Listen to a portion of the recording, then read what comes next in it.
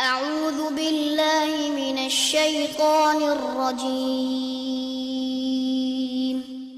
بسم الله الرحمن الرحيم الحمد للہ رب العالمین والصلاة والسلام علی نبینا محمد وعلی آلہ وصحبہ اجمعین، اما بعد۔ سورہ مائدہ کی تفسیر آیت نمبر 59 اللہ رب العزت ارشاد فرماتے ہیں، قل یا اہل الکتاب، آپ کہہ دیجئے، قل آپ کہہ دیجئے، اس پہ مخاطب کون ہیں؟ نبی کریم صلی اللہ علیہ وسلم۔ قل آپ کہہ دیجئے، یا اہل الکتابی، اے کتاب والو، اے اہل کتاب، مراد یہودی اور عیسائی کہ انہیں آسمانی کتابیں ملی۔ یہودی ایمان لاتے ہیں تورات پہ اور عیسائی ایمان لاتے ہیں تورات کے ساتھ ساتھ انجیل پہ۔ تو کہہ دیجئے اے کتاب والو، اے اہل کتاب، حل کیا، حل استفہام کے لیے ہے اور اس کا معنی اردو میں ہم کیا کرتے ہیں؟ کیا۔ لیکن چونکہ اس کے بعد الا آ رہا ہے، استثناء آ رہا ہے، تو اس لیے حل یہاں پہ نفی کا معنی دے رہا ہے کہ حل نہیں، تنقمون، تم عیب لگاتے، تم انتقام لیتے، تم ناراض ہوتے، کوئی بھی معنی آپ کر لیں ان میں سے۔ حل تنقمون منا، نہیں تم عیب لگاتے ہو ہم پہ، نہیں تم انتقام لیتے ہو ہم سے۔ منا اصل میں کیا تھا؟ من اور نا۔ الا، مگر اس بات کا کہ ان آمنا، کہ آمنا ہم ایمان لائے ہیں، باللہ اللہ رب العزت پہ، وما انزل الینا، اور اس کتاب پہ جو نازل کی گئی ہماری طرف، مراد قرآن کریم۔ یعنی کہ ہمارا پہلا جرم یہ ہے کہ ہم اللہ پہ ایمان لائے ہیں، دوسرا جرم یہ ہے کہ ہم قرآن کریم پہ ایمان لائے ہیں، وما انزل من قبل، اور اس چیز پہ جو نازل کی گئی اس سے پہلے، یعنی کہ ان کتابوں پہ جو قرآن کریم سے پہلے نازل کی گئی، تورات و انجیل۔ یہ ہمارا تیسرا جرم ہے۔ تو یہ ہمارے وہ جرائم ہیں جن کا تم ہم سے بدلہ لیتے ہو، جن کی وجہ سے تم ہمارے اوپر ناراض ہوتے ہو، جن کی وجہ سے تم ہمارے اوپر عیب لگاتے ہو۔ اس کو عربی میں کہتے ہیں تاکید المدح بما یشبہ الذم، یعنی کہ بظاہر لگ رہا ہے کہ جیسے بےعزتی کی جا رہی ہے، حقیقت میں کیا ہے؟ تعریف۔ یعنی کہ جن کو تم ہمارے جرائم شمار کرتے ہو، یہ ہماری خوبیاں ہیں، یہ ہمارا کمال ہے، یہ ہمارا اعزاز ہے۔ ہم تمہاری طرح نہیں ہے کہ کچھ کتابوں پہ ایمان لے آئیں، کچھ پہ ایمان نہ لائیں۔ ہم تمہاری طرح نہیں ہے کہ کچھ نبیوں پہ ایمان لے آئیں، کچھ پہ نہ لائیں۔ ہم صحیح معنوں میں اللہ پہ ایمان لے کر آئے ہیں، شرک کے بغیر۔ اللہ تعالیٰ کے ساتھ عبادت میں شریک نہیں کرتے کسی کو، حتیٰ کہ ہم عیسیٰ علیہ السلام کو بھی اللہ تعالیٰ کے ساتھ عبادت میں شریک نہیں کرتے، جبکہ عیسائی یہ کام کرتے ہیں۔ اور ہم ایمان لائے ہیں قرآن کریم پہ، اور قرآن کریم کے ساتھ ساتھ ہم پہلی آسمانی کتابوں پہ ایمان لائے ہیں کہ وہ اللہ تعالیٰ کی طرف سے نازل ہوئی تھیں۔ لیکن یہ ضروری نہیں ہے کہ ان کتابوں میں موجود ہر چیز پہ ایمان لایا جائے، کیونکہ ان کتابوں میں تبدیلیاں ہو چکی، تحریف ہو چکی، اور اپنی طرف سے کئی جملے داخل کر دیے گئے، کئی امور داخل کر دیے گئے۔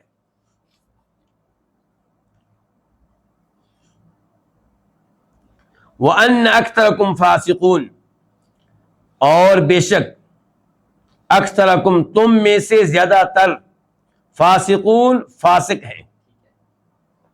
فاسقون یہ جمع ہے کس کی؟ فاسقن کی۔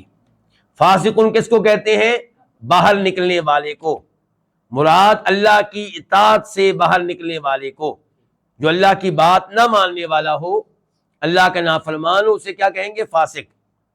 اور فاسق کا لفظ استعمال ہوتا ہے ان مسلمانوں پہ جو کسی نہ کسی کبیرہ گناہ کا ارتکاب کرنے والے ہوتے ہیں۔ فاسق کا لفظ استعمال ہوتا ہے ان مسلمانوں پہ جو فرائض و واجبات ترک کرنے والے ہوتے ہیں، لیکن فاسق کا لفظ فسق اکبر پہ بھی استعمال ہوتا ہے، بڑے فسق کے اوپر، اور وہ کیا؟ کفر۔ اور یہاں پہ کون سا فسق مراد ہے؟ بڑا، یعنی کہ وہ فسق جس کے ذریعے انسان اللہ تعالیٰ کے پسندیدہ دین سے باہر نکل جاتا ہے۔ تو فرمایا اور بے شک تم میں سے زیادہ تر فاسق ہیں۔ تم میں سے، کن میں سے؟ اہل کتاب میں سے، یہودیوں اور عیسائیوں میں سے زیادہ تر لوگ کیا ہیں؟ فاسق ہیں، یعنی کفر کے اوپر ہیں، اللہ کی اطاعت کرنے والے نہیں ہیں، اللہ کی اطاعت سے باہر نکل چکے ہیں۔ اور آپ انصاف دیکھیے اللہ رب العزت کا، انصاف دیکھیے مسلمانوں کا کہ اللہ تعالیٰ کی تعلیمات کے مطابق نبی علیہ الصلوۃ والسلام ان سے کیا کہہ رہے ہیں، مسلمان ان سے کیا کہہ رہے ہیں کہ تم میں سے زیادہ تر فاسق ہیں۔ یہ نہیں کہا کہ تم سب فاسق ہو۔ کیوں؟ کیونکہ ان میں سے کئی لوگ ایسے ہیں جو ایمان لے آئے، مثال کے طور پہ عبداللہ بن سلام یہودیوں میں سے رضی اللہ تعالیٰ عنہ، مثال کے طور پہ نجاشی شاہ حبشہ، سلمان فارسی، یہ عیسائیوں میں سے مسلمان ہوئے، ایمان لے آئے۔ تو اس لیے ان میں سے سب کو فاسق قرار دینا یہ ظلم و زیادتی ہوگا اور یہ مناسب نہیں ہوگا۔ یہاں پہ سوال یہ اٹھے گا کہ وَأَنَّ أَكْثَرَكُمْ فَاسِقُونَ، اس کا عطف کس کے اوپر ہے؟ اس کا عطف پچھلے کلام، اس کا تعلق پچھلے کلام کے ساتھ کیا ہے؟ تو جواب یہ ہے کہ ان اکثرکم فاسقون کا تعلق ہے، عطف ہے باللہ کے لفظ اللہ پہ۔ گویا کہ معنی یہ ہوگا کہ تم ہم سے انتقام لے رہے ہو صرف اس بات کا کہ ہم اللہ پہ ایمان لے آئے اور قرآن کریم جو ہمارے اوپر نازل ہوا اس پہ ایمان لے آئے، اور جو پہلی کتابیں نازل ہوئیں ان کو بھی ہم نے مان لیا، اور ایک تم ہم سے انتقام لیتے ہو اس بات کا کہ ہم اس بات پہ بھی ایمان لے آئے ہیں، ہمارا یہ بھی عقیدہ ہے کہ تم میں سے زیادہ تر لوگ فاسق ہیں، مجرم ہیں، کافر ہیں۔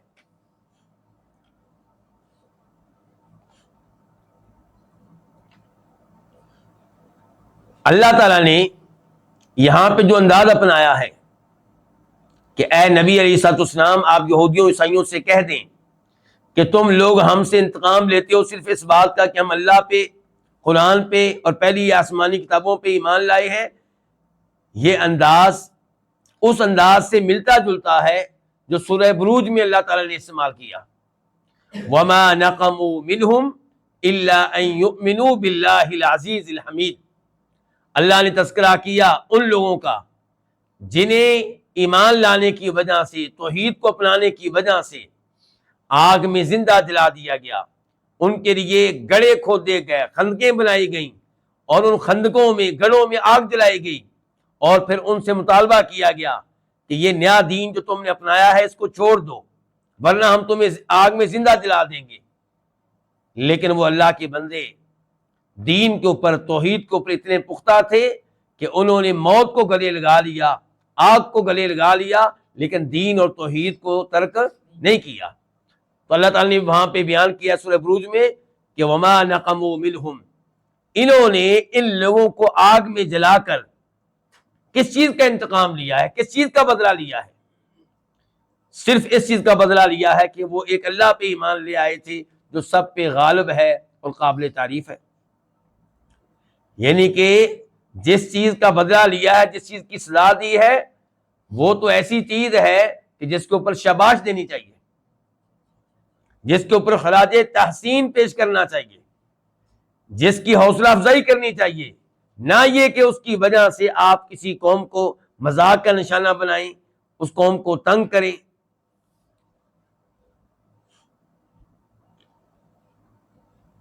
اب ہم بڑھتے ہیں آیت نمبر 60 کی طرف، 60۔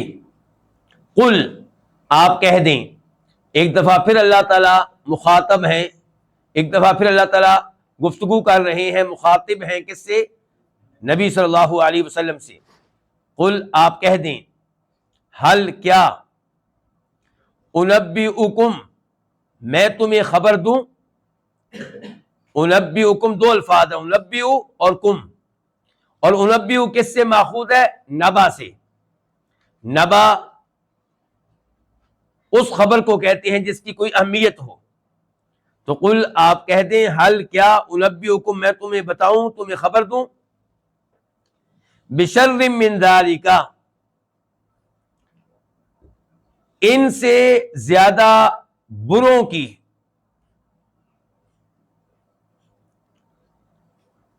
بشر با الگ ہے، شر الگ ہے، اور شر اصل میں کیا ہوتا ہے؟ اشر، یعنی کہ یہ اس میں تفضیل کہہ لیں آپ اس کو۔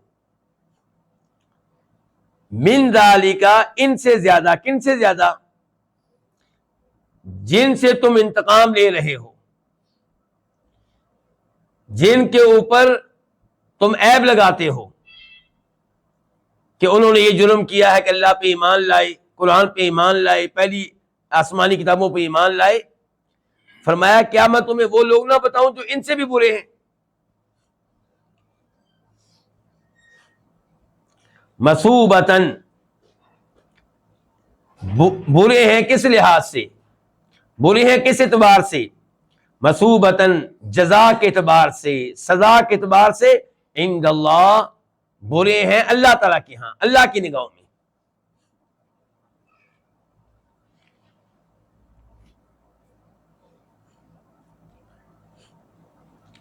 کون ہے وہ؟ فرمایا من لعنہ اللہ، من سے پہلے مبتدا محذوف ہوگا، مقدر ہوگا ہوا۔ وہ کون لوگ ہیں؟ وہ کون ہے؟ فرمایا من لعنہ اللہ، وہ جس پہ اللہ نے لعنت کی،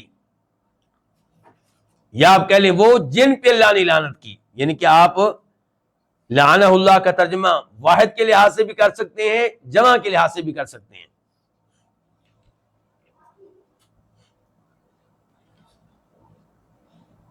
وہ کہ جن پہ اللہ نے لعنت کی، لعنت کا معنی کیا ہوتا ہے؟ جن کو اللہ نے اپنی رحمت سے دور کر دیا، جن کو اللہ نے دھتکار دیا۔ اور یقیناً یہودی اور عیسائی ایسے ہیں کہ جن پہ اللہ کی لعنت نازل ہوئی۔ مثال کے طور پہ فرماتے ہیں نبی کریم صلی اللہ علیہ وسلم، بلکہ فوت ہونے سے چند دن پہلے آپ کہہ رہے ہیں، لعنت اللہ علی الیہود والنصارى اتخذوا قبور انبیائہم وصالحیہم مساجد، کہ اللہ کی لعنت ہو یہودیوں اور عیسائیوں پہ کہ انہوں نے اپنے نبیوں اور اپنے نیک لوگوں کی قبروں کو سجدہ گاہیں بنا لیا تھا، یعنی کہ ان کی قبروں کے پاس آ کر نماز پڑھتے تھے، اگرچہ نماز اللہ کے لیے پڑھتے تھے۔ قبر کے پاس آ کر نماز پڑھنا، چاہے آپ اللہ کے لیے پڑھ رہے ہوں، یہ ایسا عمل ہے جس کی وجہ سے یہودیوں عیسائیوں پہ اللہ کی لعنت نازل ہوئی۔ تو یہودیوں عیسائیوں پہ اللہ کی لعنت نازل ہوئی ہے کئی جرائم کی وجہ سے، ان میں سے ایک جرم وہ ہے جس کا تذکرہ اس حدیث میں آیا ہے۔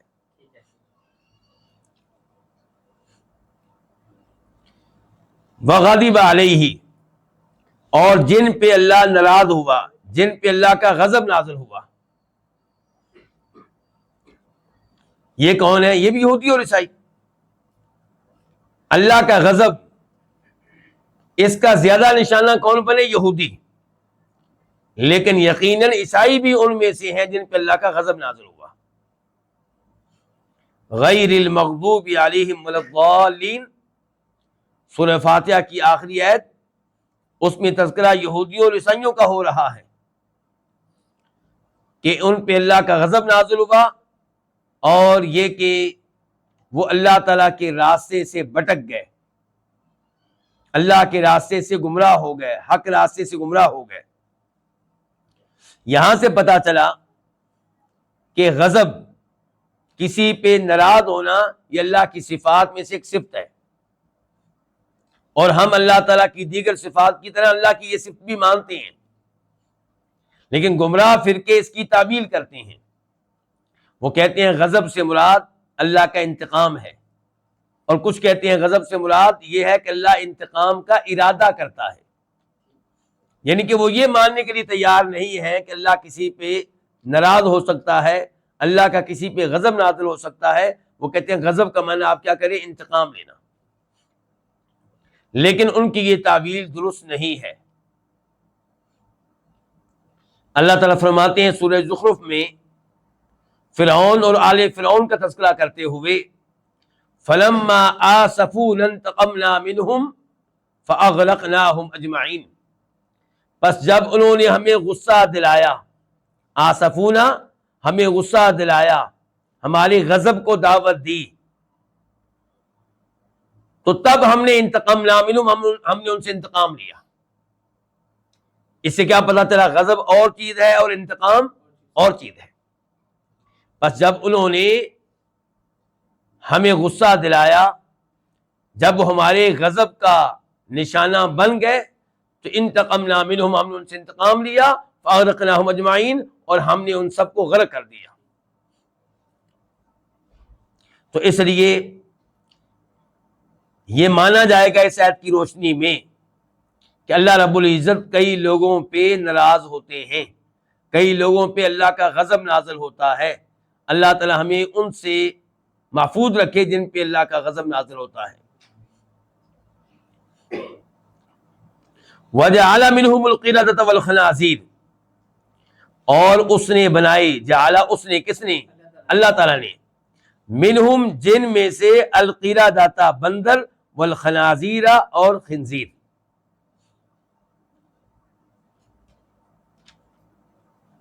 اللہ تعالیٰ نے اہل کتاب میں سے، یہودیوں عیسائیوں میں سے کئی ایک کو بندر بنایا، کئی ایک کو خنزیر بنایا۔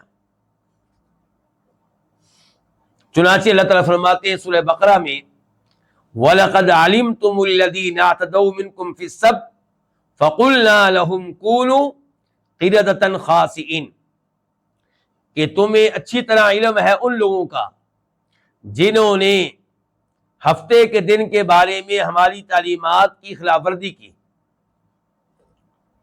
تو ہم نے ان سے کہا کہ ہم نے ان سے کہا ذلیل قسم کے بندر بن جاؤ۔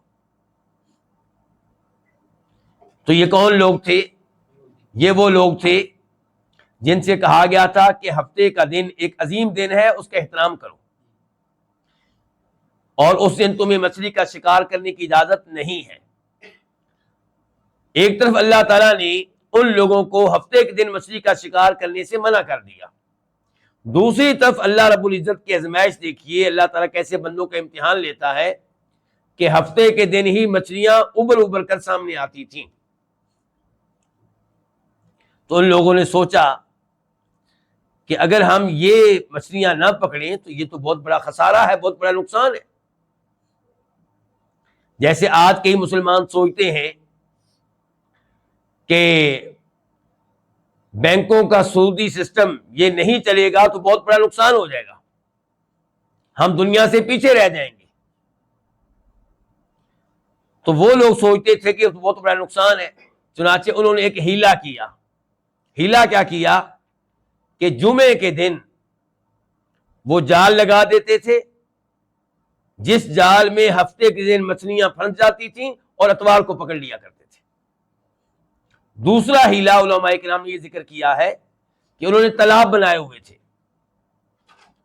تالاب میں ہفتے کے دن پانی چھوڑ دیتے تھے، ان تالابوں میں پانی بھر جاتا جس میں مچھلیاں کثرت سے ہوتی، لیکن ان مچھلیوں کو ہفتے کے دن نہیں پکڑتے تھے، کسی دن پکڑتے تھے؟ اتوار کے دن۔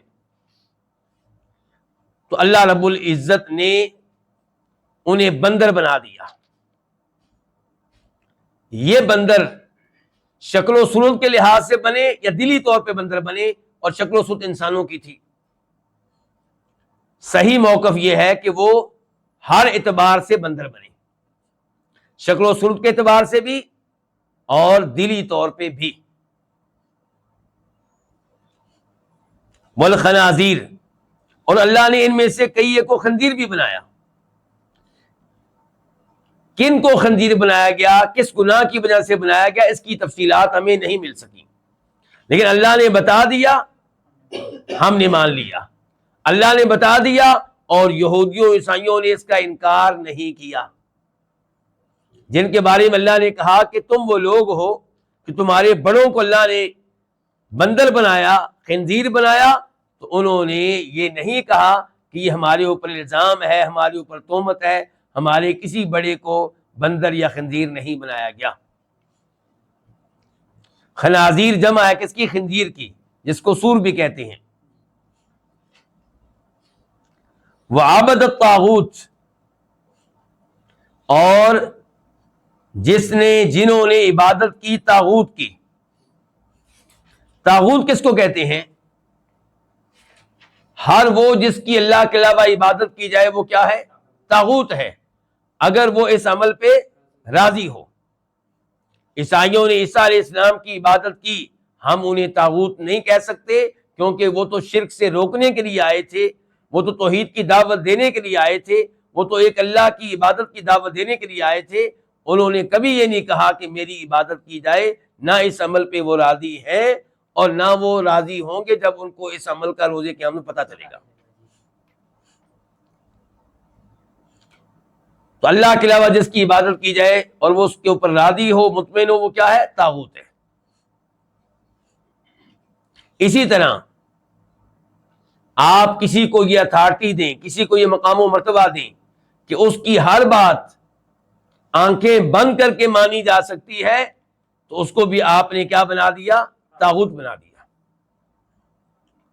اللہ تعالیٰ فرماتے ہیں قرآن حکیم میں اس بات کا تذکرہ کرتے ہوئے کہ ان لوگوں نے اپنے علماء کو، اپنے پادریوں کو، اپنے درویشوں کو رب بنا لیا تھا۔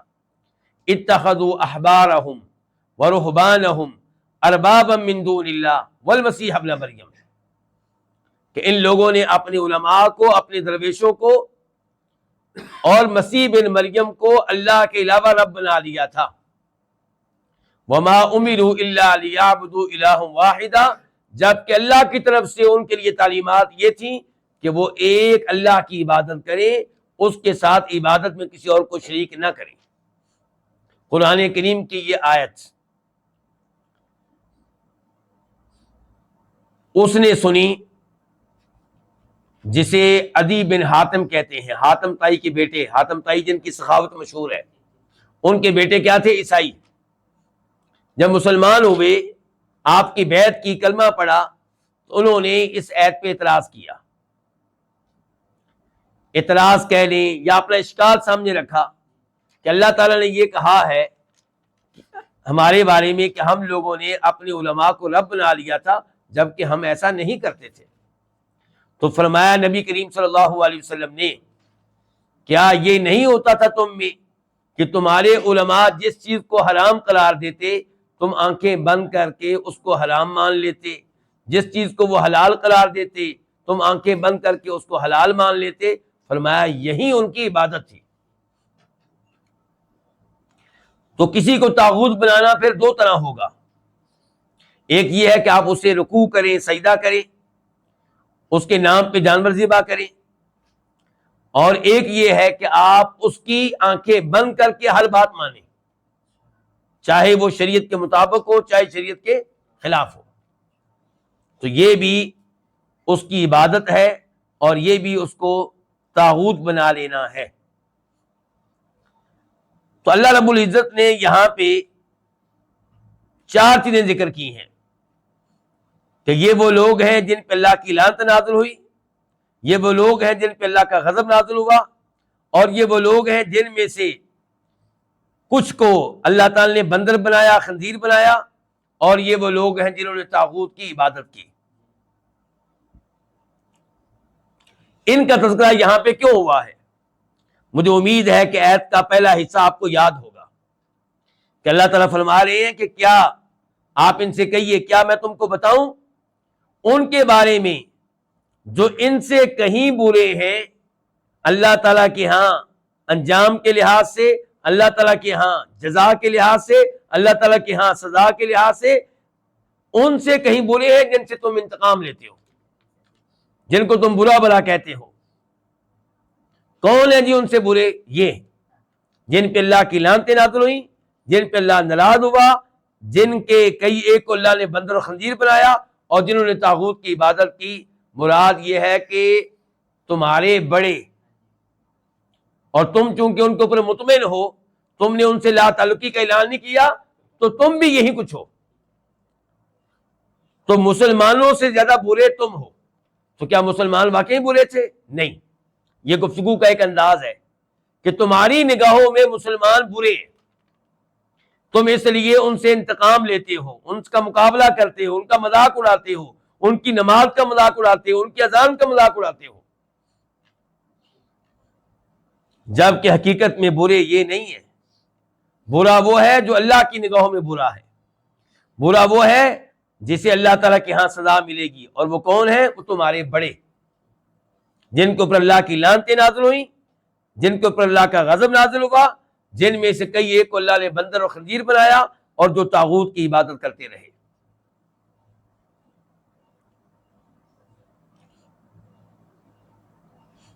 اولئک، یہی اولئک اس میں اشارہ ہے، اور اشارہ کدھر جا رہا ہے؟ ان کی طرف جن پہ اللہ کی لعنتیں نازل ہوئیں، جن پہ اللہ ناراض ہوا، جن میں سے کئی ایک کو اللہ نے بندر اور خنزیر بنایا، اور جنہوں نے طاغوت کی عبادت کی۔ فرمایا یہی لوگ ہیں، یہی لوگ شرٌ، زیادہ برے ہیں، مکانن، جگہ کے اعتبار سے، وَأَضَلُّ، اور زیادہ گمراہ ہیں، عن سواء السبیل، سیدھے راستے سے۔ اس جملے سے کیا مراد ہے؟ فرمایا کہ یہ لوگ جن پہ اللہ کی لعنتیں نازل ہوئیں، غضب نازل ہوا، جن کے کئی ایک کو اللہ نے بندر و خنزیر بنایا، جنہوں نے طاغوت کی عبادت کی، یہ برے ہیں مکانن، جگہ کے اعتبار سے۔ ان کی جگہ کیا ہے؟ جہنم، اور مسلمانوں کی جگہ کیا ہے؟ جنت۔ تو جگہ کے لحاظ سے برا کون ہوا؟ یہ یہودی اور عیسائی برے ہوئے۔ وَأَضَلُّ عَن سَوَاءِ السَّبِيلِ، اور یہ زیادہ گمراہ ہیں سیدھے راستے سے۔ مسلمان تو دین اسلام کے اوپر ہیں، اور دین اسلام ان الدین عند اللہ الاسلام، اللہ کا پسندیدہ دین ہے، اور یہ ان ادیان کے اوپر ہیں جو منسوخ ہو چکے، اور جن میں یہ تحریف کر چکے، تبدیلیاں کر چکے، جن میں یہ شرک کو داخل کر چکے، تو اس لیے یہ سیدھے راستے سے بہت ہٹے ہوئے ہیں، سیدھے راستے سے بہت دور ہیں۔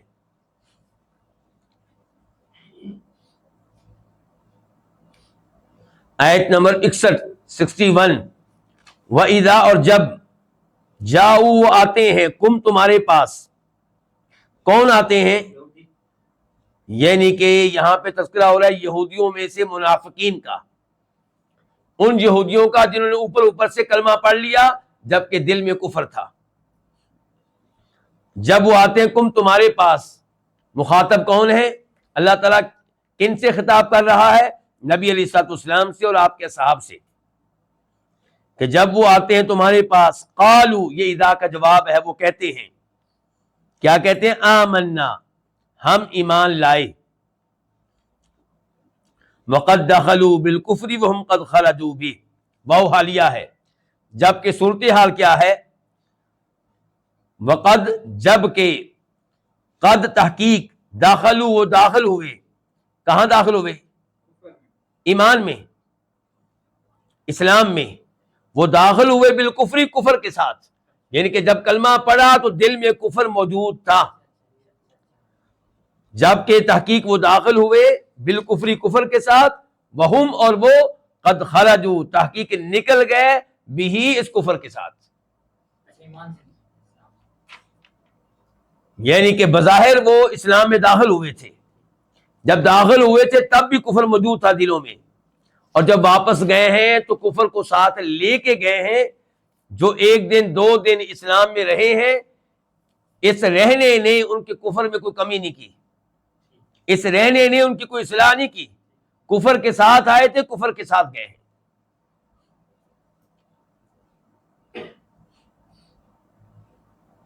واللہ اعلم، اور اللہ تعالی زیادہ جاننے والا ہے، کس سے زیادہ؟ یعنی کہ اے مسلمانوں تم سے زیادہ اللہ زیادہ جاننے والا ہے، بما کان یکتمون، اس چیز کو جس کو وہ چھپاتے تھے۔ یکتمون فعل مضارع ہے، وہ چھپاتے ہیں، کانو تھے، تو اللہ تعالیٰ زیادہ جاننے والا اس چیز کو جس کو وہ چھپاتے تھے۔ وہ کیا؟ کفر، وہ کیا؟ مسلمانوں کے خلاف بغض، وہ کیا؟ مسلمانوں کے خلاف حسد۔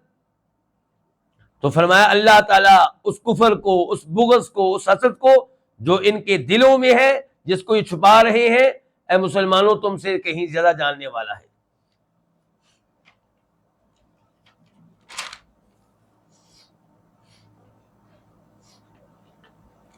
تو اللہ رب العزت دلوں کے بھید جاننے والے ہیں۔ اس سے پتہ چلتا ہے اللہ تعالیٰ کے علم کی گہرائی کا۔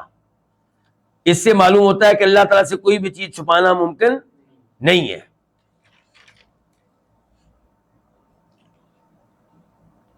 آیت نمبر 62 بطرا، اور آپ دیکھتے ہیں کثیرا منہم، ان میں سے بہت سوں کو۔ کن میں سے بہت سوں کو؟ یہودیوں میں سے بہت سوں کو۔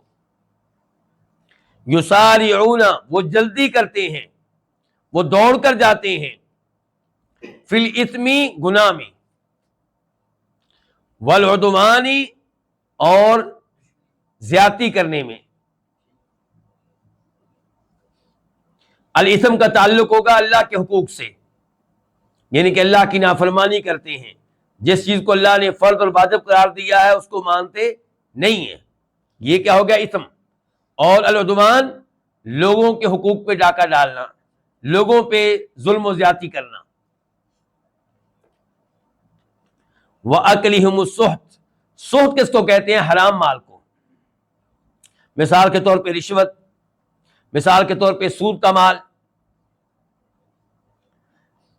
تو اب دیکھیے پوری آیت کا ترجمہ کہ آپ ان میں سے بہت سو کو دیکھتے ہیں کہ وہ جلدی کرتے ہیں، وہ دوڑ کر جاتے ہیں پھر اثمی، گناہ میں، والعدوانی، اور ظلم و زیادتی میں، وَأَكْلِهِمُ السُّحْتَ، اور اپنی حرام خوری میں۔ یعنی کہ گناہ کرتے ہوئے، لوگوں پہ ظلم و زیادتی کرتے ہوئے، حرام مال کھاتے ہوئے انہیں کوئی ڈر نہیں لگتا، انہیں کوئی شرم نہیں آتی، بلکہ یہ کام بڑے شوق سے کرتے ہیں، بڑے جذبے سے کرتے ہیں۔ لبئس، البتہ برا ہے، ما کانوا یعملون، وہ جو وہ کر رہے تھے۔ کیا کر رہے تھے؟ یہ گناہوں کی طرف بھاگ بھاگ کر جانا، لوگوں کے اوپر ظلم و زیادتی کرنا، اور اس میں کسی قسم کا تردد نہ ہونا، حرام مال کھانا، اور اس میں کسی قسم کی ہچکچاہٹ کا نہ ہونا، یہ جو ان کا کام ہے، یہ جو ان کے اعمال ہیں، فرمایا برا ہے وہ جو وہ کر رہے تھے۔ اللہ رب العزت نے یہودیوں کے یہ برے اعمال ہمیں کیوں بتائے؟ تاکہ ہم ان سے بچیں۔ ان کے وہ برے اعمال جن کی وجہ سے اللہ ان پہ ناراض ہوا، ان کے وہ برے اعمال جن کا اللہ نے خاص طور پہ تذکرہ کیا، ہمیں چاہیے کہ ہم ان سے دور رہیں۔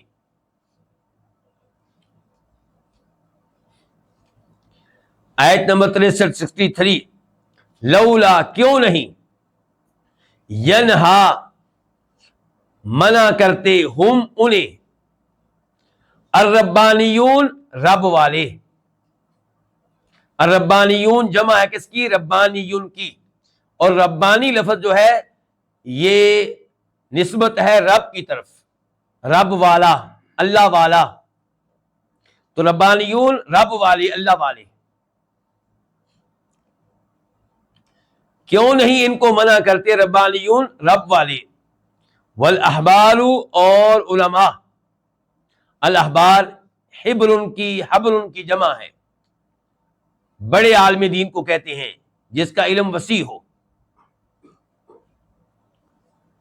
اللہ تعالیٰ فرما رہے ہیں کیوں نہیں ان کو منع کرتے؟ کن کو؟ ان لوگوں کو جو ان 3 جرائم کا ارتکاب بڑے شوق سے کرتے ہیں، گناہ کرتے ہیں، لوگوں پہ ظلم و زیادتی کرتے ہیں، حرام مال کھاتے ہیں۔ فرمایا ایسے لوگوں کو کیوں نہیں منع کرتے ربانیون، رب والے، اللہ کی طرف اپنی نسبت کرنے والے، والاحبار، اور علماء، عن قولہم الاثم، ان کو کیوں نہیں منع کرتے یہ لوگ؟ عن قولہم الاثم، ان کے گناہ والی باتیں کہنے سے، واکلہم السحت، اور ان کے حرام مال کھانے سے۔ یعنی کہ ان کے کئی لوگ ایسی باتیں کہتے ہیں جو گناہ پہ مشتمل ہوتی ہیں، تو ان کے علماء کیوں نہیں منع کرتے؟ ان کے کئی لوگ حرام مال کھاتے ہیں، ان کے علماء کیوں نہیں منع کرتے؟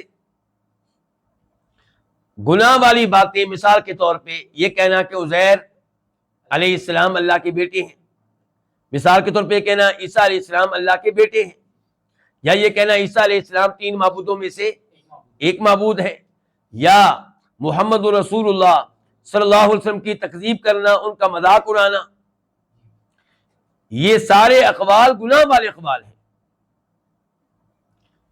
تو اللہ تعالیٰ کہتے ہیں کہ ان کے علماء اور ان کے اللہ والے، رب کی طرف اپنی نسبت کرنے والے، ان کے عبادت گزار، وہ ان کو کیوں نہیں روکتے گناہ والی باتیں کہنے سے، اور ان کو کیوں نہیں روکتے حرام مال کھانے سے؟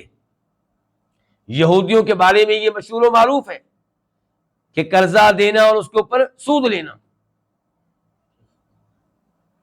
لبئس ما كانوا يصنعون، البتہ برا ہے وہ کام جو وہ کر رہے تھے۔ یہاں پہ بھی لبئس کا لام کا معنی کیا ہوگا؟ البتہ، بیسا برا، ما كانوا يصنعون جو وہ کر رہے تھے۔ پہلے کہا گیا تھا یعملون، اب کہا گیا یصنعون۔ دونوں میں کیا فرق ہے؟ یصنعون بھی عمل ہے، لیکن یصنعون وہ عمل ہوتا ہے جس کے پیچھے قصد ہوتا ہے، باقاعدہ ارادہ ہوتا ہے، ایک ترتیب ہوتی ہے، ایک پلاننگ ہوتی ہے۔ اس سے پتا چلا کہ ان کے علماء کا لوگوں کو گناہ پہ مشتمل باتیں کرنے سے منع نہ کرنا، ان کے علماء کا لوگوں کو حرام مال کھانے سے نہ روکنا، اس کے پیچھے ایک پلاننگ، ایک قصد، ایک ارادہ ہے، اور وہ کیا؟ کہ ہمارا مقام و مرتبہ برقرار رہے، ہماری شان و شوکت برقرار رہے۔ اگر ہم گناہوں سے منع کریں گے تو پھر لوگ ہماری مخالفت کریں گے، ہمارے نذرانے بند ہو جائیں گے، ہماری چودراہٹ خطرے میں پڑ جائے گی، اور جو عزت ہمیں اب مل رہی ہے وہ نہیں ملے گی۔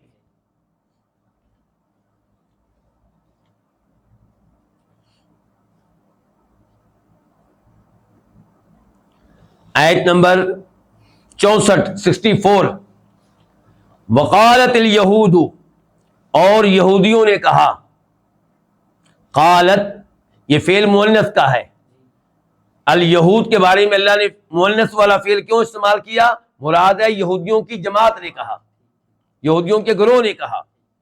وقالت الیہود، یہودیوں نے کہا، کیا کہا؟ ید اللہ، اللہ تعالیٰ کا ہاتھ، مغلولۃ، بندھا ہوا ہے۔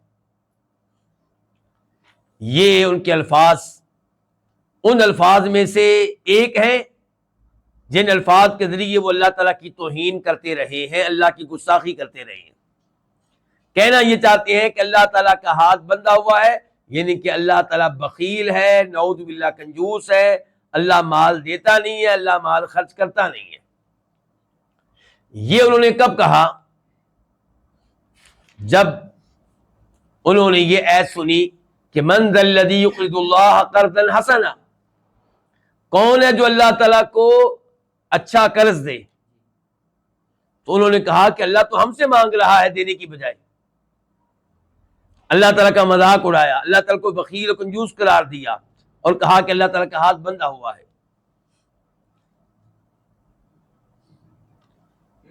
غلت ایدیہم، ان کے ہاتھ بندھے ہوئے ہیں۔ ایدی یدن کی جمع ہے۔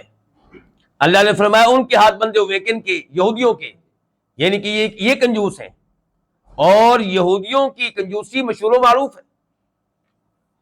وَلُعِنُوا، اور ان پہ لعنت کی گئی ہے، بما قالوا، اس کی وجہ سے جو انہوں نے کہا۔ با سببیہ ہے، یعنی کہ جس طرح یہ اللہ کی توہین کرتے ہیں، جس طرح یہ نبی علیہ الصلوۃ والسلام کی توہین کرتے ہیں، ایسی ہی باتوں کی وجہ سے ان پہ اللہ کی لعنت ہوئی، اللہ نے ان کو اپنی رحمت سے دور کر دیا۔ ان باتوں میں سے ایک بات یہی ہے کہ اللہ تعالیٰ کا ہاتھ بندھا ہوا ہے، اور ایک بات کہ ان اللہ فقیر ونحن اغنیاء، کہ اللہ تعالیٰ فقیر ہے اور ہم مالدار ہیں۔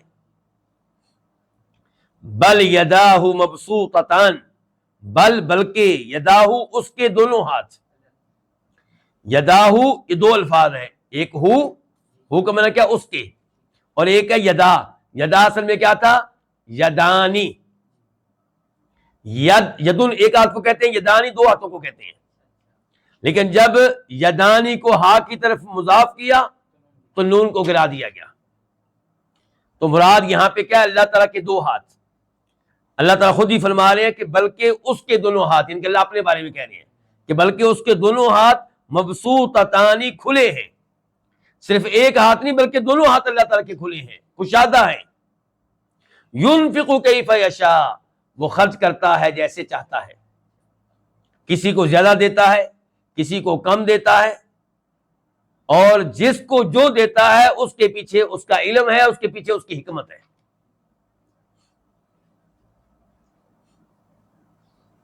یہاں سے پتا چلا کہ اللہ تعالیٰ کے دو ہاتھ ہیں، اور ہم اللہ رب العزت کی دیگر صفات کی طرح اللہ کی یہ صفت بھی مانتے ہیں کہ اللہ تعالیٰ کے دو ہاتھ ہیں۔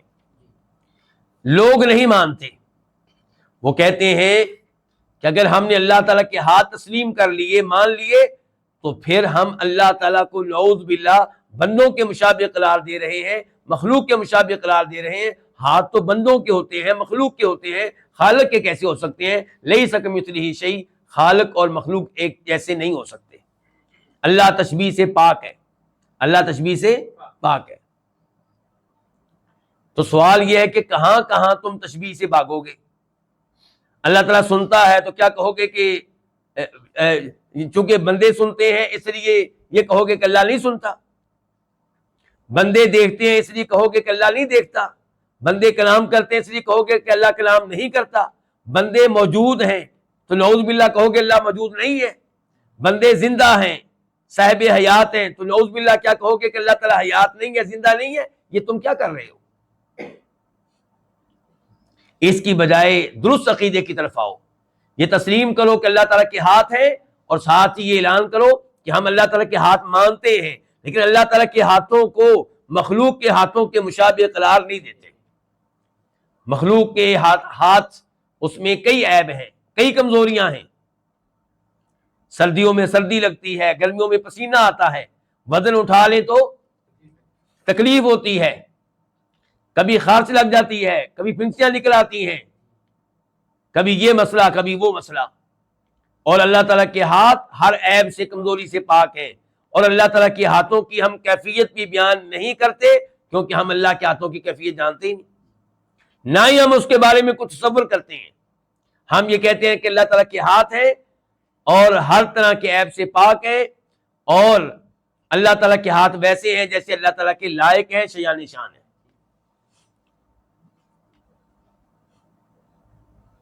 اللہ تعالیٰ کے ہاتھوں کا تذکرہ قرآن کریم میں بھی آیا اور احادیث میں بھی آیا۔ مثال کے طور پہ اللہ تعالیٰ نے کہا تھا ابلیس سے، یا ابلیس ما منعک ان تسجد لما خلقت بیدی، اے ابلیس تو نے اس آدم کو سجدہ کیوں نہیں کیا جسے میں نے یہ اعزاز بخشا ہے کہ میں نے اسے اپنے دونوں ہاتھوں سے پیدا کیا ہے۔ اور حدیث میں آتا ہے کہ اللہ رب العزت ان لوگوں کو جو عدل و انصاف کرنے والے ہیں روز قیامت اپنی دائیں جانب نور کے ممبروں پہ بٹھائیں گے، اور وہاں پہ یہ بھی آتا ہے کہ اللہ تعالیٰ کے دونوں ہاتھ دائیں ہیں، یہ ان کے خیر کے لحاظ سے، برکت کے لحاظ سے اللہ تعالیٰ کے دونوں ہاتھ دائیں ہیں، ورنہ اللہ کا ایک ہاتھ دایاں ہے ایک بایاں ہے، لیکن بایاں بھی خیر کے لحاظ سے، برکت کے لحاظ سے دائیں کی طرح ہے۔ وَلَيَزِيدَنَّ، اور البتہ لازمی طور پہ بڑھا دے گا۔ لازمی طور پہ کس کا معنی ہے؟ نون تاکید کا۔ البتہ لازمی طور پہ بڑھا دے گا کثیرا منہم، ان میں سے بہت سو کو۔ کیا بڑھا دے گا؟ ما انزل الیک من ربک، وہ کلام جو آپ کی طرف، آپ کے رب کی طرف سے نازل کیا گیا ہے۔ تو ما جو ہے یہ لیزیدن کا کیا ہے؟ فاعل۔ ان میں سے بہت سو کو لازمی طور پہ بڑھا دے گا وہ کلام جو آپ کی طرف، آپ کے رب کی طرف سے نازل کر دیا گیا ہے۔ بڑھا دے گا کس چیز میں؟ طغیانن، سرکشی میں، و کفرن، اور کفر میں۔ یعنی کہ چونکہ انہوں نے قرآن کریم کے ساتھ کفر کیا ہے، مذاق اڑایا ہے، تو اب یہ قرآن کریم سننے کے بعد ہدایت نہیں پائیں گے، بلکہ قرآن کریم سننے کے بعد مزید کفر کریں گے، مزید انکار کریں گے، مزید سرکشی کریں گے۔ وَأَلْقَيْنَا، اور ہم نے ڈال دی، بینہم ان کے مابین، العداوت عداوت دشمنی، والبغضاء اور بغض، الی یوم القیامہ قیامت کے دن تک، یعنی کہ یہودیوں میں آپس میں دشمنی رہے گی، بغض رہے گا، کب تک؟ قیامت تک۔ اور نبی علیہ السلام کی حدیث ہے کہ یہودی تقسیم ہوئے تھے کتنے فرقوں میں؟ 71 میں، اور عیسائی 72 میں، اور مسلمان 73 میں۔ تو اللہ رب العزت نے یہودیوں کے مابین دشمنی ڈال دی، بغض ڈال دیا، کس وجہ سے؟ ان کی نافرمانیوں کی وجہ سے، ان کے کفر کی وجہ سے، ان کا نبیوں کا مذاق اڑانے کی وجہ سے، اور اس لیے کہ انہوں نے اللہ تعالیٰ کی توہین کی، ایک بار نہیں کئی بار کی۔ کلما، جب بھی، اوقدوا، وہ بھڑکاتے ہیں، نارن، کوئی آگ، للحربی، لڑائی کی، جب بھی وہ لڑائی کی کوئی آگ بھڑکاتے ہیں، اطفاء، بجھا دیتا ہے، ہاں اس آگ کو، اللہ، کون؟ اللہ تعالیٰ۔ یعنی کہ جب بھی یہ لڑائی کے لیے آگ بھڑکاتے ہیں، اللہ اس کو بجھا دیتا ہے، اور ان کو اپنا مقصد مل نہیں پاتا، جو ان کا مقصود ہوتا ہے لڑائی سے، اس میں ان کو ناکامی کا سامنا کرنا پڑتا ہے۔ وَيَسْعَوْنَ، اور یہ کوشش کرتے ہیں، دوڑ دھوپ کرتے ہیں، فی الارض، زمین میں، فسادن، فساد کرنے کی۔ واللہ، اور اللہ تعالیٰ، لا یحب، محبت نہیں کرتا، المفسدین، فساد کرنے والوں سے۔ تو اس سے پتا چلا کہ ہر قسم کے فساد سے دور رہنا چاہیے۔ سب سے بڑا فساد کیا؟ شرک، اور پھر جو گناہ جتنا بڑا ہے وہ گناہ اتنا بڑا فساد ہے، اور اللہ تعالیٰ فساد کرنے والوں سے محبت نہیں کرتا۔ ہم ایمان لاتے ہیں کہ اللہ کی صفات میں سے ایک صفت کیا ہے کہ اللہ تعالیٰ کئی لوگوں سے محبت کرتا ہے، اور کئی لوگ اللہ کی محبت سے محروم ہیں، تو ہم اللہ تعالیٰ کی صفت محبت پہ ایمان لاتے ہیں، اور اللہ سے دعا کرتے ہیں کہ اللہ تعالیٰ ہمیں ان میں شامل فرما لے جن سے اللہ محبت کرتا ہے۔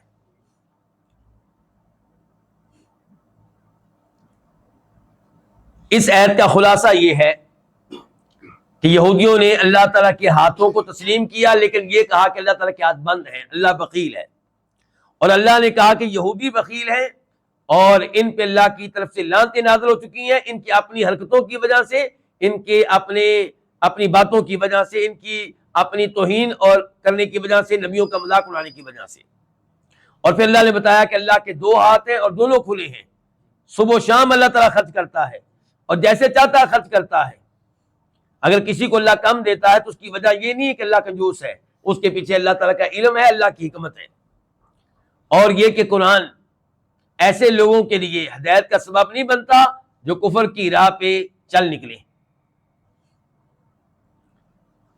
اور یہ کہ ان کے انہی جرائم کی وجہ سے اللہ نے ان کے درمیان عداوت ڈال دی اور بغض ڈال دیا۔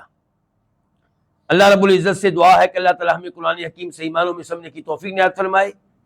یہیں پہ آج کے درس کا اختتام کرتے ہیں، اور اللہ رب العزت سے دعا کرتے ہیں کہ اللہ تعالیٰ ہمارا یہ سلسلہ قرآن کریم کے ساتھ ایسے ہی جوڑے رکھے۔ وآخر دعوانا الحمد للہ رب العالمین۔